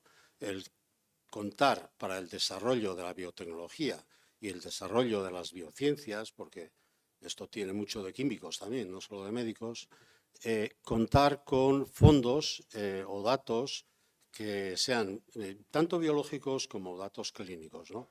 Y aquí es donde hago un poco el matiz y luego ya os dejo para hablar de ese tema, ¿no? De en qué fase podría estar eso, qué interés le veis a esa opción que el Partido Laborista pues, puso sobre la mesa y están actualmente debatiendo. Hay mucho debate incluso en el British Medical Journal o el Lancet.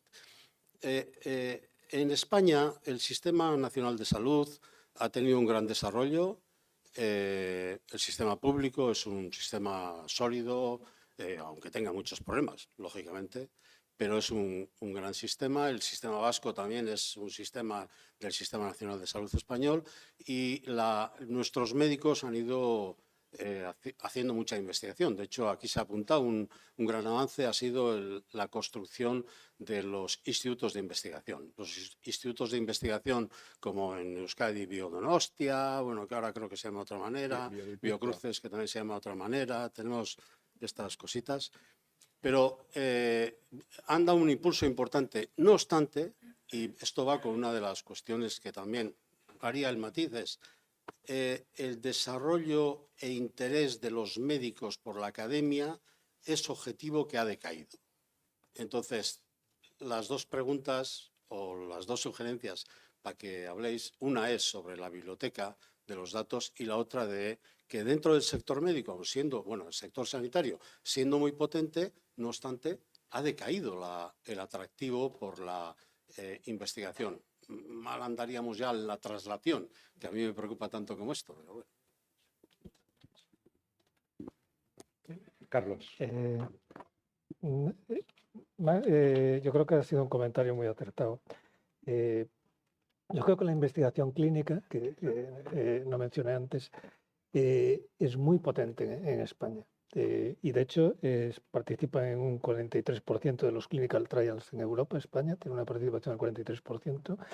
Es el que más coordina de toda la Unión Europea. Somos los primeros. Y, de hecho, la industria está invirtiendo en clinical trials en España cerca de 1.000 millones de euros por año, o sea que es una cifra muy potente. Lo cual quiere decir de que la investigación clínica se está haciendo en los hospitales y se está haciendo bien, y se está haciendo muy bien. Y yo creo que ahí quizá tendríamos que recordarnos de Joan Rodés, que fue un impulsor de los clinical trials muy potente, ¿no? Pero sí es cierto de que tenemos un problema cuando hablas con todos los investigadores clínicos en los hospitales de que no tienen tiempo protegido para hacer investigación.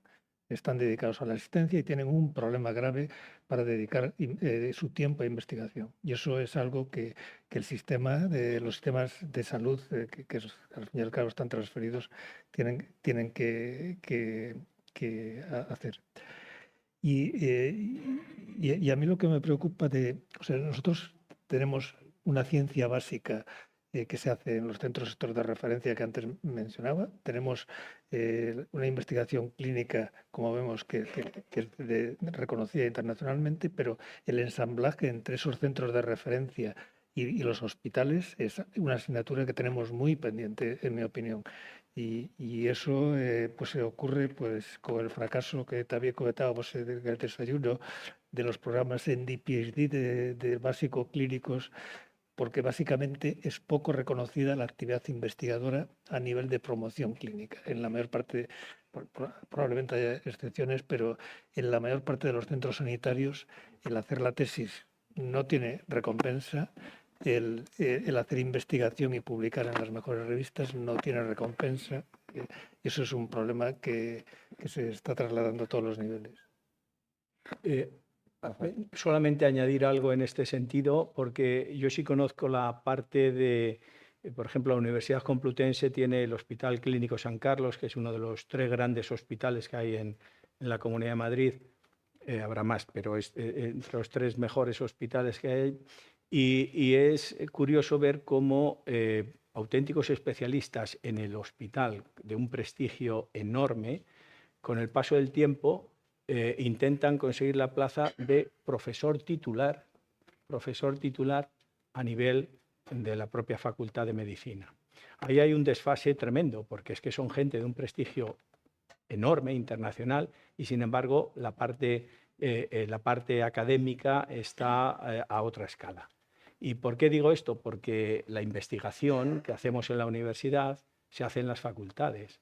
Es verdad que en el caso de la clínica, la investigación clínica, se suele hacer en los hospitales, pero si están desvinculados de la facultad, yo creo que de ahí surge esta disonancia, ¿no? de que una persona que tiene un reconocimiento en su área y un prestigio internacional, pues dentro de la facultad los estudiantes ni siquiera saben de quién estamos hablando, ¿no?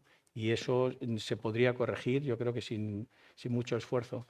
Pero es verdad también que están tan ocupados en la práctica diaria del hospital que no queda tiempo. Yo colaboro desde hace más de 15 años con un médico especialista en virus del 12 de octubre y es además director del Instituto de Análisis, con lo cual es que muchas veces falta a las reuniones o falta que él ponga su input en una publicación conjunta, precisamente porque no le queda tiempo de sus labores cotidianas. Entonces, aquí hay una disonancia muy grande que, de alguna manera, para el bien de la medicina globalmente, habría que corregir. Bien, siguiendo con un poco... si quieres decir... No, había pensado que quizá Pilar podía decir algo al respecto, hablando de datos, la práctica... Bueno. Sí, directora médica de... Bueno, y yo hablando, soy médico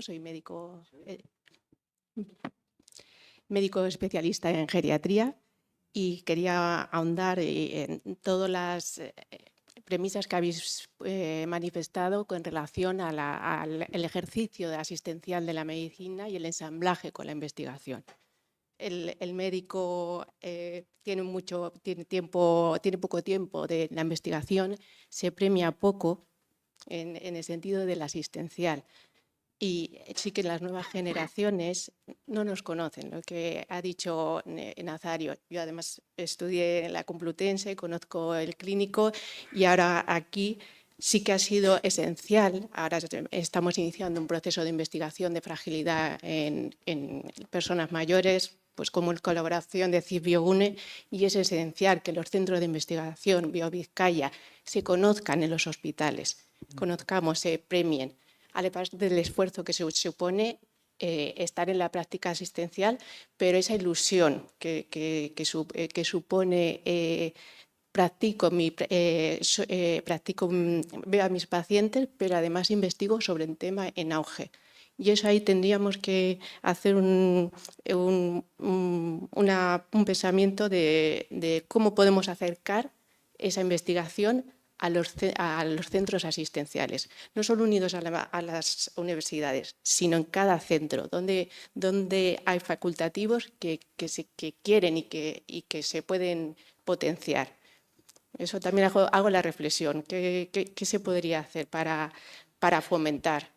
Porque, bueno, hablo desde mi propia experiencia, el acercar BioVizcaya a los centros asistenciales, el acercar también a las universidades, de iniciar desde ya el inicio de la carrera de medicina, oye, investigar también facilita el ejercer, también se puede promover la mejor asistencia.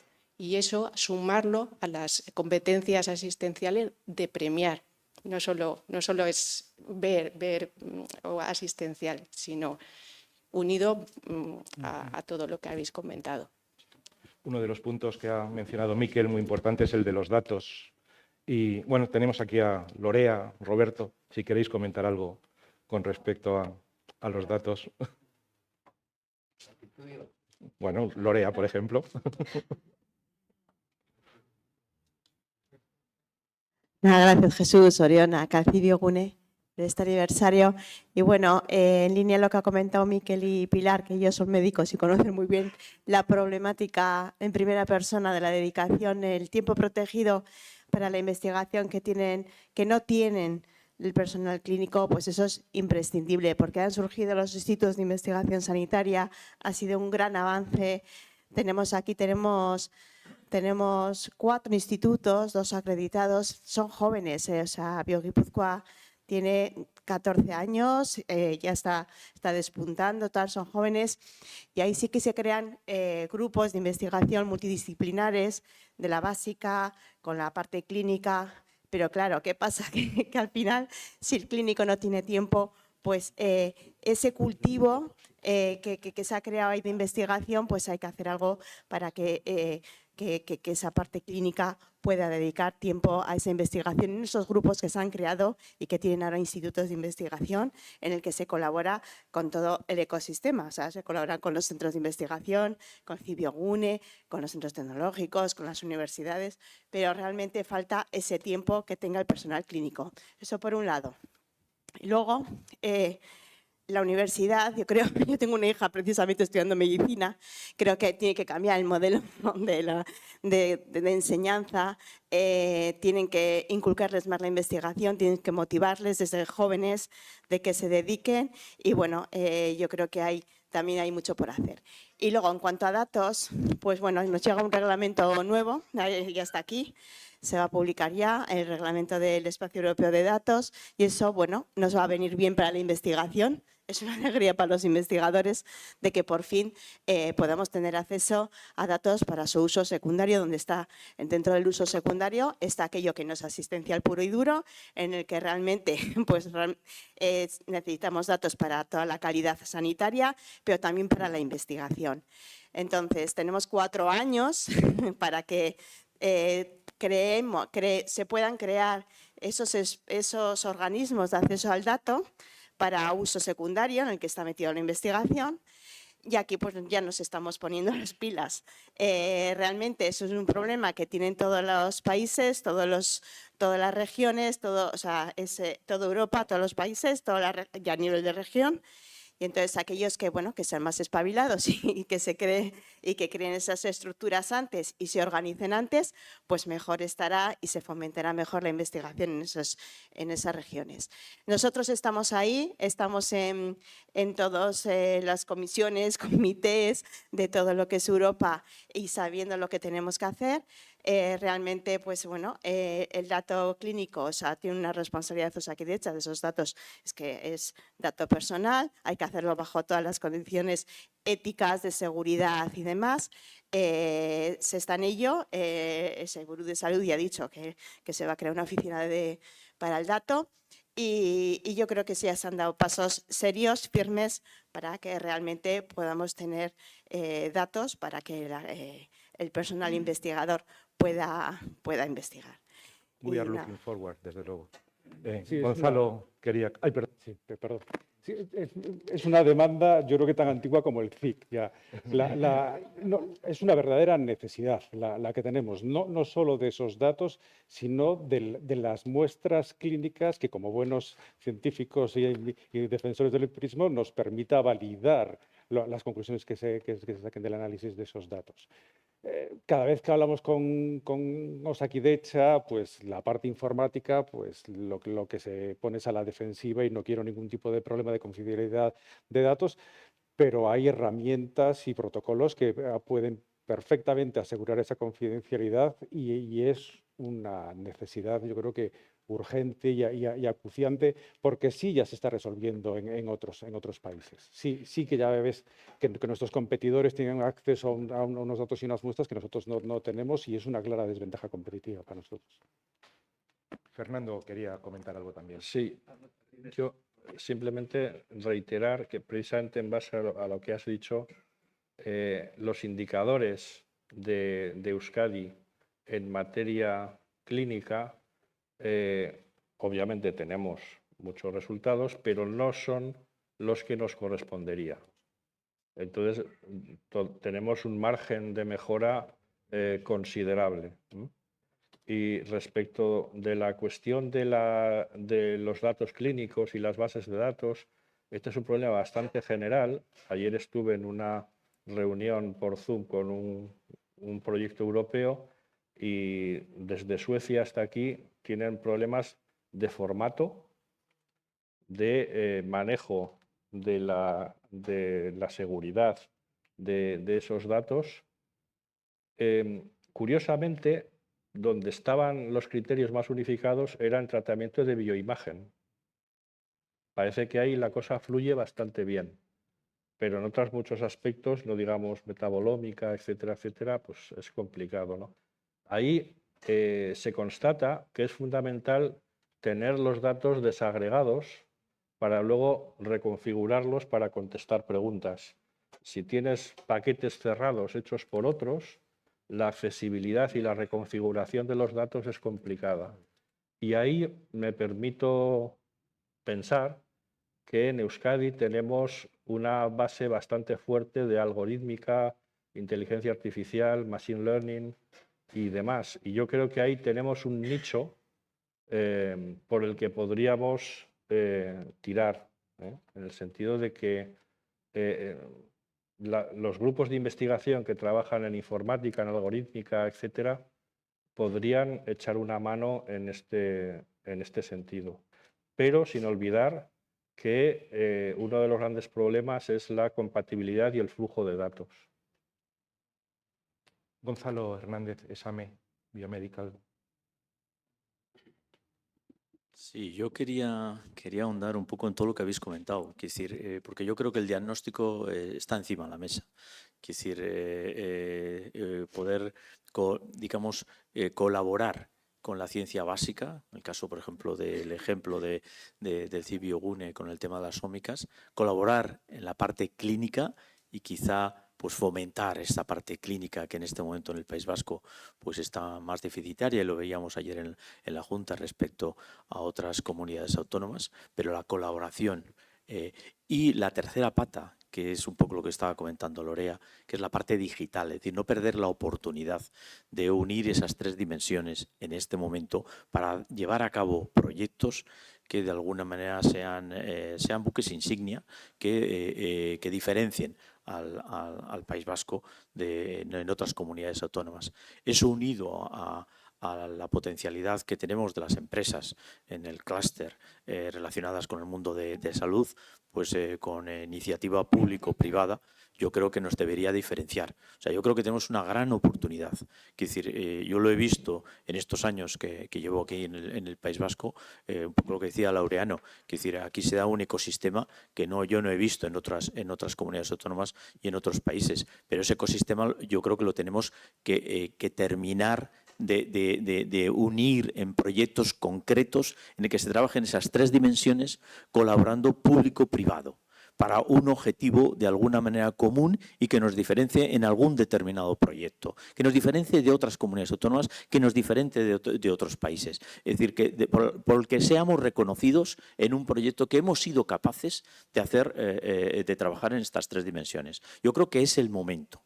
Es el momento de pasar del diagnóstico a la ejecución, ¿vale? Y buscar, y bueno, y hay iniciativas que están flying around que lógicamente pues deberíamos de catalizar. Simplemente era un comentario. Bueno, ha habido algunos comentarios de algunos de los ponentes donde se han mencionado dos nombres de personas que están aquí con nosotros y una es Izaskun Arteche. Por favor, Izaskun, ¿quieres decir algo?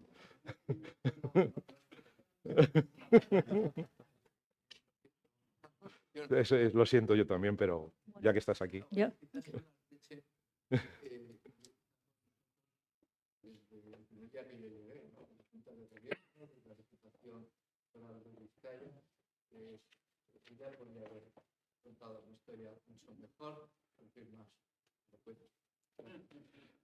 Bueno, ahora, primero Sorionak, que es lo que corresponde. Y como decíamos y hemos comentado antes, pues 20 años se han pasado realmente volando, ya no solo la vida personal de cada uno y de cada una de nosotras, sino del centro. Y no deja de ser pues un orgullo estar aquí, compartirlo con vosotros y reconocer pues el granito que hemos aportado cada uno de ellos. Y una cosa que siempre he puesto en valor de todo el sistema vasco y el sistema en Vizcaya es un poco la consistencia. Me parece que es importante partir de planes elaborados y luego ser consistente en los años y mantener la financiación. Mantenerla cuando han venido mal dadas, que ha habido periodos en que no se ha podido quizá seguir invirtiendo todo lo que queríamos, pero mantenerla y de cara al futuro tener esos objetivos y mantenerlos. No es cuestión de en un día hacer grandes cosas, sino como hemos visto esa trayectoria de 20 años, seguir creciendo o por lo menos nunca ir para atrás. Hemos visto y hemos comentado antes en algunos casos, sobre todo por ejemplo de la presencia de la mujer y demás, cosas que pensábamos que teníamos muy consolidadas y que formaban parte de nuestro ADN, pues en este caso como Euskadi, y que una crisis desde luego importante, como fue la del 2009 y en adelante, pues nos hicieron ver que no estaba todo tan consolidado. No voy a decir lo que estamos viendo hoy en día, que sería ya cuestión de otras materias, pero yo creo que en investigación, en ciencia, lo importante es tener claras las ideas, seguir adelante y apostar por ellas en todo momento. Evidentemente también creo que no puedo decir otra cosa que apostar por las personas. Si estamos hablando aquí, creo que a veces decimos que los sistemas son muy importantes y es verdad que los sistemas son fundamentales. Todo esto estoy diciendo de crear el sistema y consolidarlo, pero luego hay caras y hay nombres que es imposible no mencionar, ¿no? Pues José María, ¿qué vamos a decir de la importancia que podemos tener? Pero lo mismo digo con Laureano. Quiero decir que yo siempre he dicho que entre una persona, en este caso en la Diputación, por tu puerta, un chaval joven que venga con la ilusión, el conocimiento y la experiencia que tiene, que cuente un proyecto, que tengamos un sistema, bueno, pues es una persona que ha peleado y que transmite a otras personas y que son ejemplos que yo creo que en Euskadi nos hace falta y tenemos muchos ejemplos, pero tenemos que transmitirlos y tenemos que identificarlos. Bueno, pues aquí cada persona seguro que están en esta sala, se han nombrado otros nombres, cada persona ha tenido su valor. Gente que tengo a mi lado también ha tenido, y del Gobierno vasco, de la SPRI, de la Diputación de Vizcaya, en este caso de otras diputaciones, creo que cada uno hemos aportado. Y creo que también, yo ahora que ya me acabo de jubilar, creo que ese relevo que estamos diciendo es importante transmitir a las personas que vienen detrás que lo que hagamos cada uno y cada una de nosotras importa, que no solo el sistema, que todos tenemos que tener esa ilusión y pensar que nos vamos a comer al mundo, Laureano, y luego comértelo. Carlos quería comentar algo. Yo creo que has comentado un tema muy importante que es el de mantener la financiación cuando vienen mal dadas, etcétera. Y en concreto, a nivel europeo, por ejemplo, siempre ha habido una crítica muy fuerte a que los proyectos eran de 3, 4, 5 años, después cambiaba el programa de la Unión Europea, esos consorcios muy potentes que se habían generado se echaban a perder y pues no se podía programar nada a largo plazo. Y ese problema, en el caso de los centros, yo creo que es todavía mayor cuando hablamos de estructuras de centro, porque ahí sí necesitas hacer una planificación a largo plazo para que eso realmente funcione y todos los investigadores ahí puedan hacerlo. Entonces, mi pregunta es, en Cibio Gune, ¿cómo habéis resuelto este problema de la programación, de la financiación a medio plazo, digamos, a un horizonte que os permita hacer una planificación? Justo cuando yo me incorporé como director científico, hubo un cambio en las actuaciones, un plan de financiación para los CICs y los centros tecnológicos, de acuerdo con una tabla de indicadores, con lo cual las reglas del juego estaban claras, que era lo que teníamos que cumplir para ser financiables en competición con los otros CICs. Entonces hemos estado jugando, compitiendo amigablemente con los otros CICs por esa financiación que hasta ahora ha sido muy generosa y constante. Quizá una de las pocas críticas que podría hacer, nada quiero hacer ninguna crítica, es que es año a año. Entonces, siempre confiamos en nosotros y confiamos siempre en el apoyo del Gobierno vasco, que esta financiación va a continuar para poder hacer planes a medio plazo, digamos. Pero bueno, digamos, hasta ahora siempre hemos confiado en nosotros y en el apoyo continuo del Gobierno. Es predecible, digamos. Es predecible, sí. Está muy importante. Sí, en ese sentido el modelo BERC, y Amaya Esquisabel, la directora, lo puede darnos más detalles, se contempló desde una perspectiva plurianual que pues, permitía unas asignaciones o unas estrategias para los centros aún un poquito más extendidas en el tiempo. Pero bien, ya te digo, las normas del juego estaban claras. Sabíamos qué es lo que se espera de nosotros y cumplir nuestra misión siempre también de acuerdo con nuestra visión. Bueno, otra de las personas que ha salido varias veces a lo largo del día es María Aguirre. Lo siento, María. Sí, porque es un día muy emocionante, ciertamente. Agradezco las menciones, pero yo tengo que decir dos cosas primero, ¿no?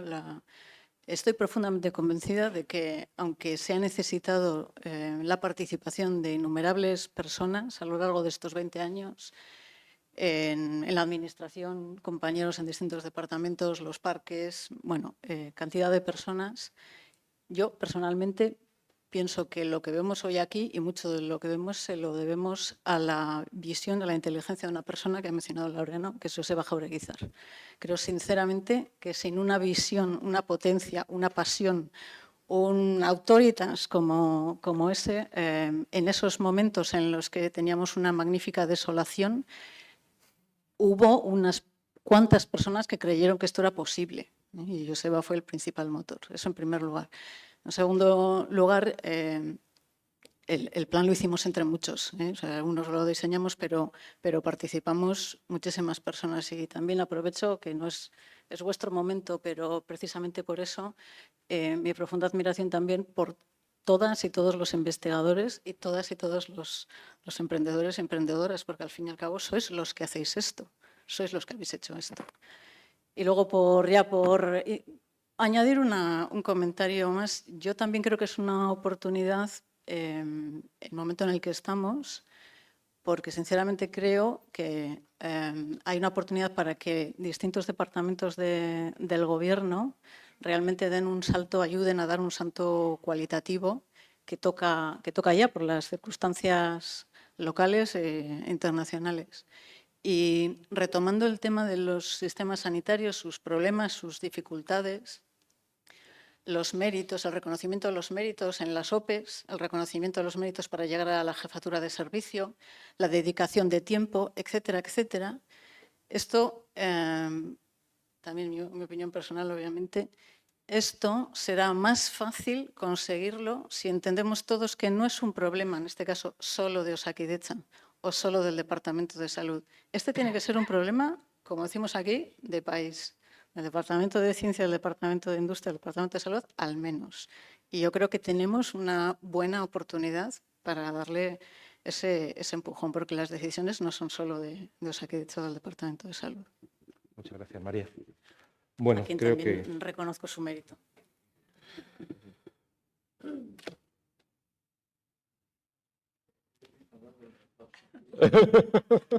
está en la primera fila. Alberto, lo siento mucho, pero yo creo que también eres una parte esencial. No tenía pensado intervenir, pero vamos. Primero, felicidades al centro y felicidades a ti en tu día de cumpleaños, ¿no? Bueno, aquí, como estáis diciendo todos, ha llegado con una voluntad de muchas personas. Toca seguir, cada momento tiene su apuesta, hay que customizar las cosas al momento, a las exigencias del momento. Yo diría que detrás del CIC, además de todo lo que se ha citado, hay una voluntad yo como representante político, hay una voluntad política muy fuerte que ha hecho posible que durante 20 años sea predecible a qué se sometía el CIC, a cuáles sean las reglas del juego. Creo que esa voluntad política sigue o incluso seguirá. Y que esa es un poco la clave de mantenimiento. Todas las estructuras de investigación tienen muchos costes de oportunidad. Los políticos tienen muchos sitios donde invertir y hay que seguir demostrando que la calidad y la implantación y la repercusión que tiene esta apuesta es muy importante para la sociedad, ¿no? Entonces hay que estar atento a cada día. O sea, aquí se postula lo de que camarón que se duerme se lo lleva la corriente. O sea, quiere decir que si no se produce todos los días en alta calidad, otros serán los beneficiarios de la voluntad de apoyar. Así que nadie entre en complacencias, o sea, que cada día es muy relevante. Los científicos tenemos ese síndrome también de Alicia. Siempre hay que seguir corriendo cada vez más, por lo menos para quedarte en el mismo sitio y no ir atrás. Pero si te quedas en el mismo sitio, se te lleva la corriente inmediatamente. Siempre hay que avanzar y eso estoy convencido, a mí, José María, todos los investigadores y componentes del centro, que nos va a pillar la corriente trabajando duramente, sin duda.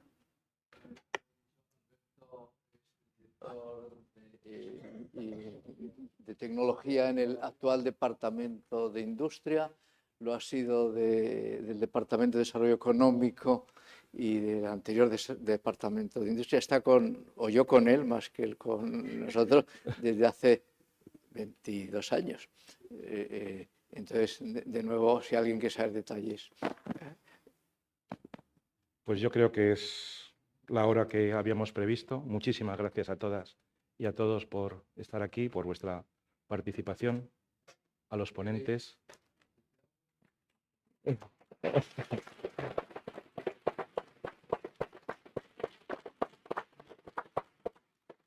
No, os podéis ir, pero que ahora hay un aperitivo y después del aperitivo también os podéis ir, pero continúa con una parte muy importante. Hemos visto dónde estamos. No era mi intención que enseñaseis todas las llagas, las costuras, pero la segunda parte es esa generación de jóvenes donde creen ellos que debemos ir. Así que, bueno, hasta dentro de un rato.